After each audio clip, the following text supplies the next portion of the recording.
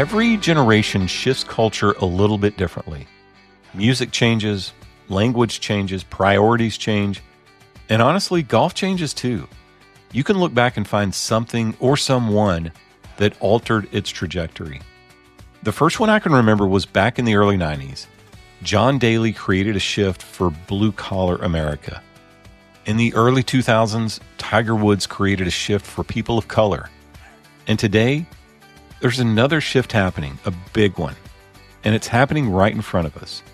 The questions are, who are they? What brought them here? What are they looking for? And how are we going to respond? Have you felt this shift yet? If not, stick around, because if you haven't, you won't be able to unsee it after I tell you what it is.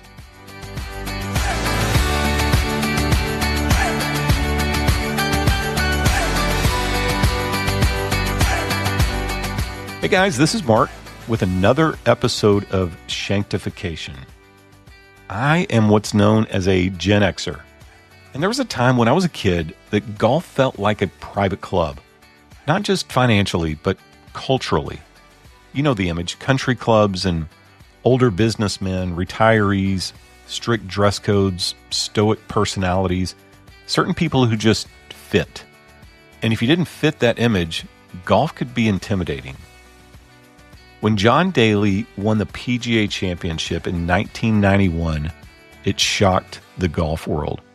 Here comes this guy with a beer belly and a mullet and no polish, no country club image, chain-smoking cigarettes, absolutely bombing drives past everyone. He wasn't refined, he wasn't polished, he felt normal. Regular people saw themselves in him. Blue-collar America looked at John Daly and thought, wait, maybe golf is for people like me too. And that matters, because people are drawn to authenticity more than polish. And that's true in sports in general. It's true in life. And honestly, it's true in spirituality too. 1 Samuel says, man looks at the outward appearance, but the Lord looks at the heart. Golf had spent a long time emphasizing appearance. But Daly reminded people that imperfections could still belong on the golf course. And then came Tiger. And Tiger didn't just change golf. He changed imagination. For many kids growing up, especially minorities, they had never seen someone who looked like them dominate in the game of golf. And then suddenly, they did. Tiger made golf athletic, intense, cool, global, and television ratings exploded. Participation exploded. Entire new groups of people started entering the game. And what's interesting is this parallels something deeply biblical. In Acts chapter 10, Peter struggles with who he believes belongs in God's kingdom. Peter had categories, boundaries, comfort zones. He had a divinely appointed meeting with a guy named Cornelius. Now, Cornelius was a centurion or a Roman soldier. He was a Gentile. He was an outsider. He wasn't part of any traditional group that Peter was aware of. And Peter pushes back with God a little bit and says, this guy doesn't fit the mold. And then God challenges him and directly says in chapter 10, verse 15, do not call anything impure that God has made clean. Sometimes we confuse preserving traditions with protecting exclusivity. And that story was bigger than tradition, bigger than race, bigger than culture. God's kingdom was bigger than Peter's comfort zone. Maybe golf should be too. And sometimes I wonder if golf has had its own version of that struggle, because golf has had barriers too. Racial barriers, cultural barriers, financial barriers, generational barriers. But slowly, those doors began to open. And now we're watching the next shift happen. Golf is no longer an old man sport. Next time you're at the golf course, look around. Young people are everywhere. Driving ranges are packed. Topgolf is exploding. YouTube channels are massive. Golf fashion has changed a bit. There's hoodies, Air Jordans, loud music, bright colors. There's simulator leagues everywhere. 30 years ago, my generation traded in the baby boomers' pipe and whiskey with cigars and beer. Now, Generation Z is trading in the cigar and beer for vapes and energy drinks.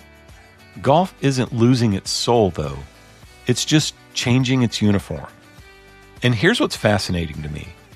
I don't think younger generations are searching for golf. I think they're searching for something deeper. Because Gen Z grew up in a very different world. A world of social media performance, algorithms, isolation, anxiety, endless comparisons, digital relationships, all the things. They are surrounded by unlimited information, but abandoned by authenticity. Google and ChatGPT, they can answer questions, but they can't mentor. And golf quietly creates something most of our culture no longer does. 4 interrupted hours with another human being. Think about it. A 19-year-old, a 45-year-old, and a 70-year-old can spend an entire afternoon together on a golf course. No scrolling, no filters, no performance, just conversation, just stories, advice, silence, frustration, laughter, presence. And I think the younger generation is craving that. Not craving perfection, not craving performance, just craving presence. Maybe Gen Z isn't just looking for golf. Maybe they're looking for guides. The pastor at my local church, Pastor Josh Howerton, does a great podcast called Live Free that really dives deep into this phenomenon of how Gen Y has failed Gen Z, and now they're looking at Gen X to fill in that gap. And the easier way of saying that is the young adults, the kids in their early 20s right now, they're looking at the Gen Xers born in the 80s because the generation between us failed them. And the connection between the 50-year-old guy and the 21-year-old kid isn't just happening on the golf course. It's happening everywhere. It's happening at church. It's happening at all these organizations where they just want authenticity. Because Gen X offers something that they never had. Realism, independence, a less polished masculinity, lived experience, not curated lives, but real lives.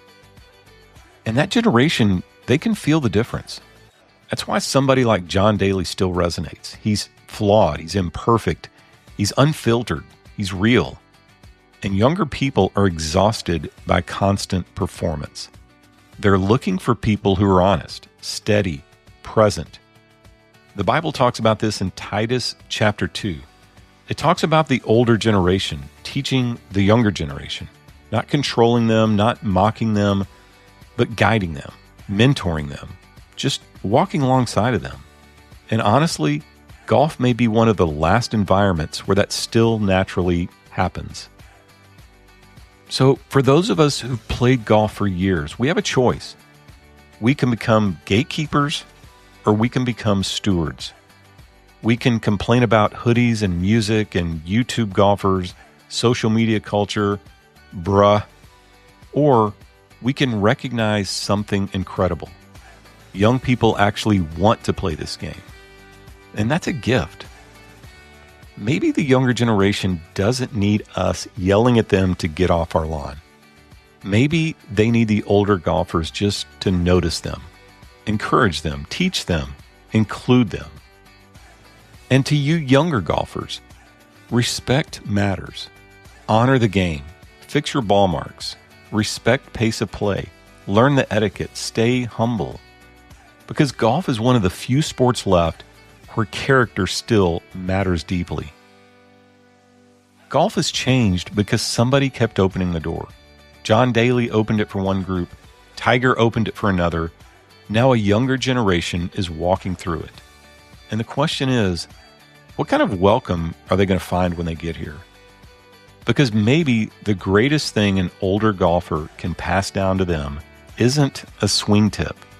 It's just acknowledgement. My name is Mark. Thanks for listening. This is Shanctification, and share this with your favorite Gen Xer. Share this with your favorite Gen Zer.